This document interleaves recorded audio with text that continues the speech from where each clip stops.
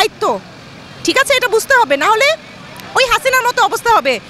ওনার হচ্ছে এই যে মুজিবের মানে মেয়ে উনি, ঠিক আছে, মুজিবের হাত ধরে, শেখ মুজিবের হাত ধরে দেশে স্বাধীনতা আসছে, আর ওনার মেয়ের পালা যেতে হইলো। আমাদের সামনে কিন্তু উদাহরণ আছে, সুতরাং বুঝতে হবে যে বাংলাদেশে মানুষ আর আগের মতো বোকা নাই। বাংলাদেশে মানুষ দেশেই চিকিৎসা ব্যবস্থা চায়। আরে আমি একটা চিকিৎসক, আমি কি ছ্যাঁচড়া মানুষ নাকি যে আমি রাস্তায় বসবো? আমরা কেউ ছ্যাঁচড়া না, আমরা ভালো ফ্যামিলির, ভালো ঘরের মেধাবী। আমরা কেউ জনদুর্ভোগ করতে চাই না, এবং কোনো নেগোসিয়েশন আনফর্চুনেটলি এখন আমাদের মানার মতো অবস্থা নাই, ঠিক আছে? এখন 25,000 টাকা একটা বাড়ি ভাড়া দিয়ে চলতে পারবেন আপনি 30 বছর বয়সে? আমরা এখন নেগোসিয়েশনের মতো অবস্থা আমাদেরকে রাখে নাই। আমরা এখন কোনো নেগোসিয়েশনে যাব না, আমরা শুধু প্রজ্ঞাপন, লিখিত প্রজ্ঞাপনকে আমরা বিশ্বাস করি, কোনো মুখের কথা আমরা বিশ্বাস করি না। আর পুলিশ ভাইদেরকে বলবো যে আপনারা তো দেখলেন, একটা সময় তো দেখলেন যে আপনারা যখন আমাদের সাথে যা করছেন, আপনারা কি সেটা ফেরত পাইছেন কি পান নাই? মানুষই আপনাদেরকে ফেরত দিচ্ছে। আশ্বাস দিলে হবে শুধু? আশ্বাস দিয়ে কি পেট চলে? আপনি কি মুদির দোকানে যে আশ্বাস দিয়ে বলতে পারবেন আমাকে 5 কেজি চাল দাও অথবা আমার বিলটা ভরে দাও আশ্বাস দিয়ে? সবাই আশ্বাস দেয়। আমি সবাইকে অনুরোধ করব যে ক্ষমতা খুবই ভয়ঙ্কর একটা জিনিস। ওই চেয়ারে বসলে সবার মাথা নষ্ট হয়ে যায়। সবাই চারপাশে টাকা দেখে তো তখন সবার মাথা নষ্ট হয়ে যায়। এই জন্য বলি, ওই যে এই যে বাচ্চাগুলো যে জীবনটা দিল, আমরা ডাক্তাররা যে রাস্তায় ছিলাম বাচ্চাদের পাশে, আমরা যে হাসপাতালে ছিলাম, আমাদেরকে এই শহীদদের আত্মাকে, এই শহীদদের রক্তের সাথে বেইমানি করেন না, ঠিক আছে? এই বাচ্চাগুলোর সাথে, বাচ্চাগুলোর রক্তের সাথে বেইমানি করেন না। ওই ক্ষমতার ওই চেয়ারে বসছেন, নিজের দায়িত্ব বুঝেন। ওইটা একটা ক্ষমতার চেয়ার না, ওইটা একটা দায়িত্বের চেয়ার। ওই দায়িত্বের চেয়ারটা বুঝেন, আপনার এই মানুষের প্রতি দায়িত্ব আছে। আপনি পারেন এই যে বৈষম্য বিরোধী আন্দোলন, আপনারা পারেন সরকারের সাথে নেগোসিয়েট করতে, আপনারা করেন, না হলে বাংলাদেশের জনগণ আপনাদেরকে ছাড়বে না। এটাই হচ্ছে কথা। আমরা খুবই আশাহত, আমরা খুবই আশায় ছিলাম, তার কথায় আমরা ওই দিন রাস্তা চেয়েছি, নাহলে আমরা রাস্তা ছাড়তাম না। ওনারা কথা দিয়ে কথা রাখলো না, তার মানে কি পার্থক্যটা কোথায় রইলো? এটা বুঝতে হবে। ক্ষমতা ক্ষমতা ক্ষমতা না, ক্ষমতা দায়িত্ব। আপু, আজকে আপনাদের এখানে অবস্থান কর্মসূচিটা নিয়ে যদি একটু আমরা জানতে চাই। যেমনটা আপনারা জানেন যে আমরা প্রাইভেট ট্রেনি চিকিৎসক। আমরা MBBS কমপ্লিট করার পরে অনেক কঠিন পরীক্ষা দিয়ে তারপরে আমরা এই পোস্ট গ্রাজুয়েশনে এসেছি, MD কোর্সে, FCPS কোর্সে, ডিপ্লোমা কোর্সে, এবং আমাদেরকে মাত্র ন্যূনতম 25,000 টাকা বেতন দেওয়া হয়। এবং সবাই মনে করে যে আমাদের জাস্ট আমরা ট্রেনিংয়ের জন্য আসছি, বিষয়টা তা না। আমরা ক্লাস করি, আমরা রোগী দেখি, আমরা ইভিনিং করি, আমরা নাইট করি, আমরা আউটডোর করি, আমরা ইমার্জেন্সি সামলাই। ইভেন জুলাইয়ের আন্দোলনে ডাক্তাররা 72 ঘন্টা পর্যন্ত টানা ডিউটি করেছে, ঠিক আছে? সেই যে আমাদের প্রাইভেট চিকিৎসকরা, তাদেরকে ন্যূনতম 25,000 টাকা ভাতা দেওয়া হয়। এই ভাতা আমরা কিভাবে চলি? এবং গত 2 বছর ধরে অনেকেই বলেন যে এখন আমরা আসছি নতুন করে, না, আমরা 2 বছর ধরে এই আন্দোলনটা করছি, এবং 2 বছর ধরে আমরা সরকারকে বারবার বলছি যে আপনারা আমাদের যৌক্তিক দাবিটা বুঝেন। আজকে 2 বছর পরে আমাদেরকে রাস্তায় নামতে বাধ্য করা হয়েছে, জাস্ট 5,000 করে বাড়ানো হয়। এটা তো আমাদের সাথে একটা একটা বেইমানি ছাড়া কিছু না, একটা প্রহসন ছাড়া কিছু না, একটা মজা নিতেছে সরকার। আমাদেরকে দিয়ে এত খাটায়, আমাদেরকে দিয়ে সরকারের যে রেভিনিউ সেটাকে জেনারেট করে, ঠিক আছে, সরকার ইনকাম করে আমাদের মাধ্যমে। সরকারি হাসপাতাল চলে বেসরকারি ট্রেনিদের দিয়ে, কিন্তু সরকারি হাসপাতাল এই বেসরকারি ট্রেনিদেরকে কোনো টাকা দেওয়া হয় না। তাহলে আমরা চলবো কিভাবে? এবং সবাই একটা আশ্বাস দেয় যে আমরা মেনে নিছি, তোমাদের যাবে যৌক্তিক। তাহলে প্রজ্ঞাপনটা হতে বাধাটা কোথায়? এটাই আমাদের আন্দোলন, যে আজকে আমরা প্রজ্ঞাপন ছাড়া ঘরে ফিরে যাব না, আমাদের রোগীদের কাছে ফেরত যেতে হবে। আমরা আজাইরা পাবলিক না, ঠিক আছে? আমরা আজাইরা না, আমরা মেধাবী, আমরা সভ্য, আমরা ভদ্র, আমরা আমাদের রোগীদের কাছে ফেরত যেতে চাই। আমরা চাই যে আপনারা আমাদের পেট চালানোর ব্যবস্থা করে দেন, আমরা আমাদের রোগীদের সেবা দেওয়ার জন্য প্রস্তুত থাকি। আমরা এর আগে দেখেছি যে আপনারা 24-এর পরবর্তী আগের সময়, ওই সময় আপনারা রাজপথে নেমেছেন, আন্দোলন সংগ্রাম করেছেন, এবং 24-এর পরে স্বাধীন বাংলাদেশ, যেটা আমরা দ্বিতীয় স্বাধীনতা বলছি, সেই স্বাধীন বাংলাদেশে আবার আপনাদের রাজপথে নামতে হচ্ছে এবং সেই আন্দোলন সংগ্রামী করতে হচ্ছে। আসলে এই বাধাটা কোথায়? আসলে আপনার কাছে কি মনে হয়? বাধা হচ্ছে কি জানেন? বাধা হচ্ছে যে এক পক্ষ চায় না বাংলাদেশ কোনোদিনও উন্নত হোক। আমাদের যে স্যার ম্যাডামরা, এই যে আমলারা, এই যে সচিবরা, এরা একটা হাঁচি কাশি দিলেও চলে যায় বিদেশে তাদের চিকিৎসার জন্য, ঠিক আছে? একটু আগে একটা স্যারের ফোন আসলো, তিনি আমাদের দাবির সাথে একমত, তার ওয়াইফ গিয়েছে বিদেশে চিকিৎসার জন্য। তাহলে আমার দেশের যে সাধারণ জনগণ আছে, আমার দেশের যে সাধারণ তারা কি পাশের দেশে যাবে চিকিৎসার জন্য? তারা দেশে কেন বিশ্বমানের চিকিৎসা পাবে না? কারণ আমাদের দেশকে উন্নত করতে দেওয়া হবে না। এই কারণে যেই আসুক না কেন, এবং ওই যে আমলাতন্ত্র, তারাই চায় না যে আমাদের দেশ উন্নত হোক, এবং তারা চায় এই টাকাগুলো তাদের পকেটে ঢুকুক। না হলে এই 2 দিন আগে রিপোর্ট আসলো যে আমাদের 45% যে ভাতা স্বাস্থ্য খাতে, সেটা ফেরত যায়। মানে আপনি বুঝতে পারেন যে সরকার যদি 100 টাকা দেয় এই স্বাস্থ্য খাতকে, তাহলে 45 টাকা ফেরত যাচ্ছে। তার মানে কি সরকারের কাছে টাকা আছে, কিন্তু তারা এই টাকা আমাদের পিছে, সরকার স্বাস্থ্য ব্যবস্থা পিছে খরচ করবে না। কেন করবে না? আপনাদের প্রশ্ন করা উচিত যে আমরা কি সবাই বিদেশে যাব, আমরা কি সবাই চলে যাব? তাহলে দেশের মানুষের কি হবে? দেশের মানুষ তো সরকারি চিকিৎসাই নিতে পারে না, তাহলে তারা কিভাবে বাঁচবে?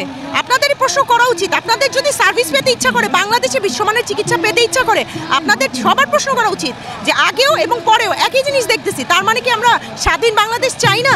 আমরা কি বৈষম্যহীন বাংলাদেশ চাই না? এই যে আমলাতান্ত্রিক জটিলতা এটা আছে, এটা আমরা এখন ভাঙতে চাই। আমরা এখন আর এগুলো মানি না। জুলাই অভ্যুত্থানের পরে আমরা সবাই রাস্তায় নেমেছি, আমরা এখন আমাদের অধিকার সচেতন, এবং আমি রিকোয়েস্ট করবো আপনাদের সবাইকে, আপনারা আমাদের পাশে দাঁড়ান। আপনারা যদি বিশ্বমানের সার্ভিস চান, আপনারা আমাদের পাশে দাঁড়ান, আমাদেরকে হেল্প করেন। আমরা আমাদের দেশের মানুষ নিয়ে চিন্তা করি, আর কেউ করে না। আপনারা আমাদের পাশে দাঁড়ান।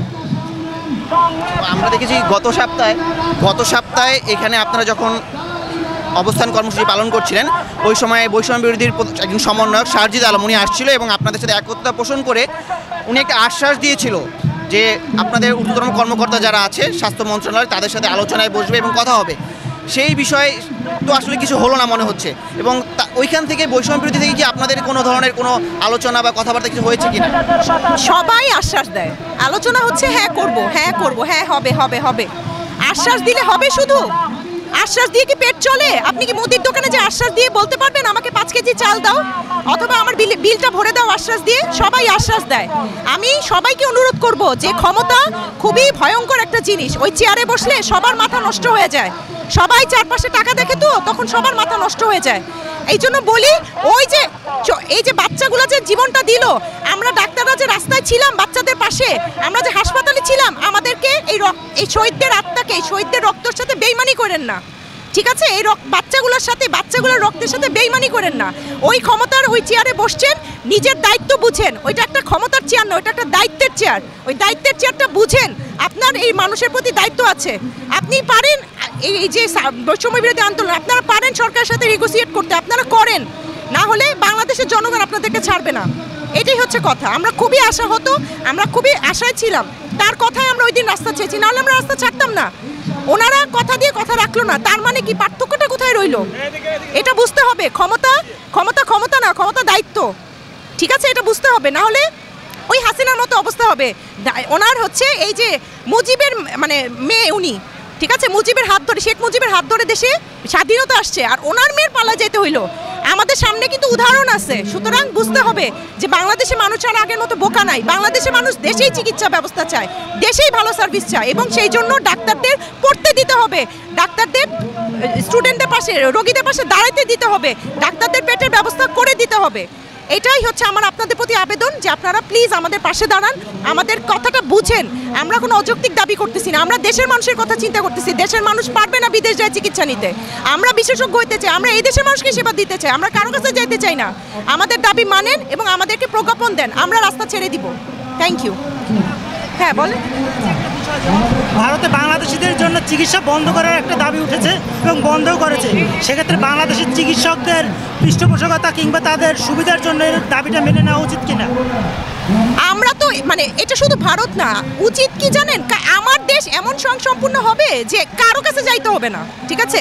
ওরা যা মন চায় তাই দাবি করুক। আমার দেশ ওদের দাবি ব্যাপার না, ব্যাপার হচ্ছে আমার চিকিৎসা ব্যবস্থা। আমার চিকিৎসা ব্যবস্থা কি উন্নত যে আমরা বাইরে যাব না? ওরা যে মন চায় যা ইচ্ছা তাই দাবি করুক। দাবি নিয়ে কথা না, কথা হচ্ছে আমার চিকিৎসা ব্যবস্থা উন্নত করতে হবে। আমার দাবি আমার দেশ, আমার দাবি বাইরের দেশ না। আমার দাবি আমার দেশ, আমার দেশের মানুষ, আমার দেশের জনগণ। ওদের দাবি দিয়ে কি হবে? ওরা তো আমাদেরকে বিভিন্ন দেশ বিভিন্ন কথা বলবে, কিন্তু আমরা কি সেটাকে নাচবো? আমাদের কথা হচ্ছে আমাদের দেশের জনগণের সার্ভিস পাইতে হবে, সেটার জন্য আমাদেরকে পড়তে দিতে হবে, আমাদের পিছে খরচ করতে হবে, তাহলেই আমরা চিকিৎসা সেবা দিতে পারবো। নাহলে তো আমাদের পেট চলে না, আমরা কিভাবে করে মানুষের সেবা দিব? ওই ব্যাপারে কোনো কথা নাই। আমার দেশের কথা আমার দেশের কথা, ওইটার সাথে কোনো মিল নাই। এর আগে আপনারা যখন এই আন্দোলন সংগ্রাম করেছিলেন, আমরা দেখেছি আপনাদের উপর পুলিশের লাঠিচার্জ হয়েছিল এবং গরম পানিও মারা হয়েছিল ছত্রভঙ্গ করে দেওয়ার জন্য। এবং আজকেও আমরা দেখছি যে পুলিশের এক ঊর্ধ্বতন কর্মকর্তা থেকে বলা হয়েছে আপনারা যেন রাস্তাটা ছেড়ে দেন, যেহেতু এখানে অনেক জনদুর্ভোগ হচ্ছে। তো আপনারা কি এই ধরনের কোনো শঙ্কায় ভুগছেন কিনা? শুনেন, আমরা জনদুর্ভোগ করতে চাই না, ঠিক আছে? এবং আমরা বাধ্য হয়ে বসছি। আরে আমি একটা চিকিৎসক, আমি কি ছ্যাঁচড়া মানুষ নাকি যে আমি রাস্তায় বসবো? আমরা কেউ ছ্যাঁচড়া না, আমরা ভালো ফ্যামিলির, ভালো ঘরের মেধাবী। আমরা কেউ জনদুর্ভোগ করতে চাই না, এবং কোনো নেগোসিয়েশন আনফর্চুনেটলি এখন আমাদের মানার মতো অবস্থা নাই। ঠিক আছে, এখন 25,000 টাকা একটা বাড়ি ভাড়া দিয়ে চলতে পারবেন আপনি 30 বছর বয়সে? আমরা এখন নেগোসিয়েশনের মতো অবস্থা আমাদেরকে রাখে নাই, আমরা এখন কোনো নেগোসিয়েশনে যাব না, আমরা শুধু প্রজ্ঞাপন, লিখিত প্রজ্ঞাপনকে আমরা বিশ্বাস করি, কোনো মুখের কথা আমরা বিশ্বাস করি না। আর পুলিশ ভাইদেরকে বলবো যে আপনারা তো দেখলেন, একটা সময় তো দেখলেন যে আপনারা যখন আমাদের সাথে যা করছেন আপনারা কি সেটা ফেরত পাইছেন কি পান নাই? মানুষই আপনাদেরকে ফেরত দিচ্ছে। সুতরাং এখন আর ওইগুলো কইরেন না, এখন বুঝেন বাংলাদেশের মানুষ কি চায়। আপনি বাংলাদেশের মানুষের টাকায় পুলিশ, আপনি বিদেশের টাকায় পুলিশ না, আপনি বাংলাদেশের মানুষের টাকায় পুলিশ। সুতরাং বাংলাদেশের মানুষ কি চায় এটা আপনাকে বুঝতে হবে। আপনি আমাদের উপরে এখন যা ইচ্ছা তাই করবেন, এটা আর চলবে না, ঠিক আছে? সুতরাং আমি তাদেরকে রিকোয়েস্ট করবো আপনি আমাদের পাশে দাঁড়ান, সবাই মিলে আপনারা বলেন যে আমাদের দেশের স্বাস্থ্যখাত উন্নত হইতে হবে, আমাদের চিকিৎসা ব্যবস্থা এমন উন্নত হইতে হবে যে একটা রোগীও যেন বাইরে না যায়। এটাই। আমি ডাক্তার আনিকা ইসলাম, আমি ট্রান্সফিউশন মেডিসিন ফেজ বি বিভাগে আছি। জি।